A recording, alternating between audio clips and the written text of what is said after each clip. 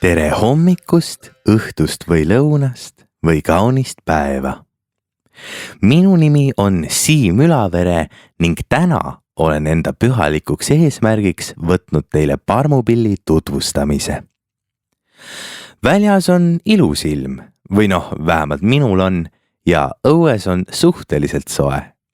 Teie kogemus võib muidugi olla teistsugune, aga see selleks. Olgu see ilm selline nagu ta on, proovige leida endale võimalikult mugav asend, lukustage enda magamistoa uks ning pange ennast valmis selleks hästi ettevalmistatud jutluseks, mis teid nüüd ees ootab. Selleks on teil aega ei rohkem ega vähem kui 10 sekundit.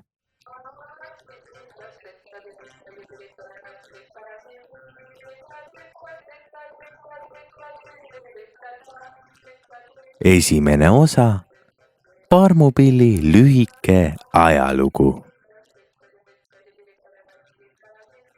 Kas teie üldse teate, kui vana pill on parmupill? Ärge üldse muretsege, kui ei tea, ma ju kohe ütlen. Nimelt on parmupill üks vanimaid pille maailmas. Seda tõestab näiteks Hiinast leitud joonistus, millel üks muusik mängib parmupillilaadset muusikariista. See joonistus on pärit 4. sajandist ja tuletan meelde, et praegu käib meil juba 21. sajand. Seega võib üpris kindlalt öelda, et pill on tõesti vana. Kuigi see instrument on pärit Aasiast, on ta universumi keeruliste ja hoolikalt põimitud veidruste läbi saanud paljude maade rahvapilliks. Ka meie pisikeses Eestis kannab ta seda auastet. Parmupill valmistatakse tavaliselt metallist või bambusest, kuigi ma olen üpris kindel, et mõni on neid valmistanud ka millestki muust. Nendel on selline võtmekujuline raam. Ma usun, et te olete seda kuskil ise ka näinud ja selle raami külge on kinnitatud keel. Selle keele lahtine ots, mida kutsutakse kidaks, on käänatud ülespoole. Muidugi võib see käänatud olla ka allapoole, aga see on vist juba puhtalt perspektiivi küsimus. Kui rääkida parmupilli ajaloost Eesti kontekstis, siis võime öelda, et ka siin on ta kasutusel olnud suhteliselt kaua. Esimesed leiud on pärit meie suusapealinnast Otepäält. Sealt avastatud parmupillide sünniaeg jääb kusagile 13. sajandi algusesse. Eestis on parmupilli kutsutud mitme nimega, näiteks suupill, mokapill, huulepill, konnapill ja suukannel, kuigi mina ise olen teda tihtipeale nimetanud kammipilliks. Selle põhjus on mulle endalegi veidi sogane.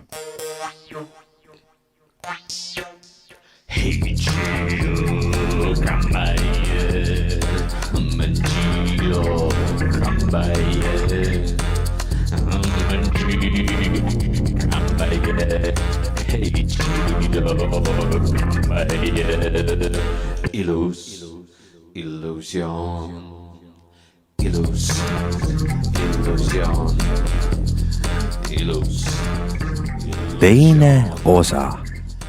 Parmupilli mängutehnika. Selleks, et parmupilli mängida, on meil vaja 4 asja. Nendeks on 2 kätt, suu ning muidugi ka pill ise. Kui me tahame parmupillist kätte saada adekvaatse heli ja enamasti me seda muidugi ka tahame, siis peame me talle tekitama resonaatori või kõlakoja. Seda ülesannet täidab meie suukoobas. asetame pilli vastu hambaid nõnda, et pillikeel saaks hammaste vahel vabalt liikuda ning kasutame oma sõrmi, et sedasama pillikeelt enda poole tõmmata. Kui oleme selle ülesande edukalt sooritanud, siis peaks meil juba mingisugune heli käes olema.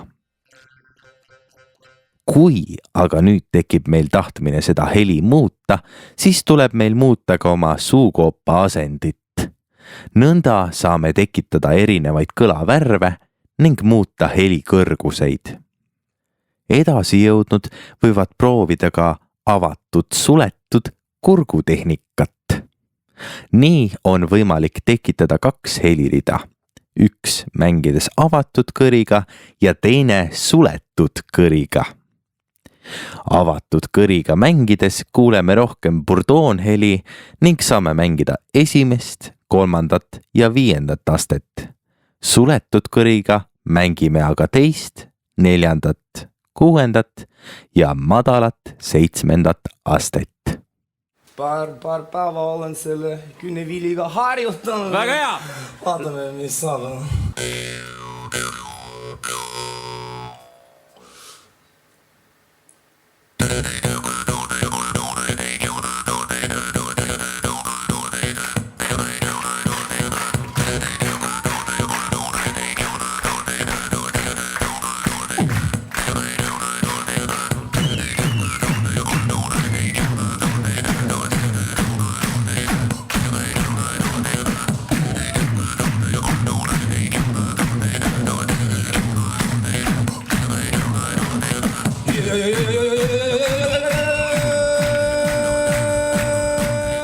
Kolmas osa. Tänapäeva tegijad. Tänapäeval on parmupilli kultuuri arendajateks näiteks Juhan Suits, Sandra Vabarna, Merike Paberits, Kätlin Mägi ja Jaan Tätte Juunior, keda tuntakse rohkem tema aliase Meister Jaan all.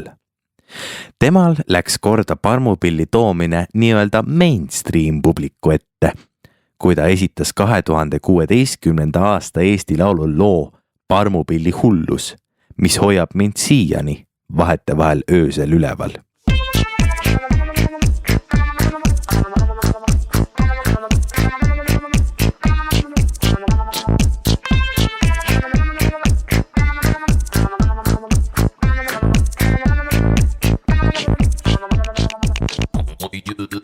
Tema kasutab parmupilli koos erinevate luuperite, süntesaatorite ja muude elektrooniliste vahenditega, et luua väga omapärane ja äratuntav poolpsühhedeelne kõlapilt. Luupimise tehnikaid kasutab ka Kätlin Mägi, keda võiks tegelikult tituleerida Eesti parmupilli kultuuri kõige olulisemaks edendajaks. Seda sellepärast, et tema on võtnud oma südameasjaks anda parmupilli mängu saladusi edasi noortele Tartu Ülikooli Viljandi Kultuuriakadeemia õpilastele. Ka tema on parmupilli populaarsuse nivood Eesti Laulul esinemisega tõstnud.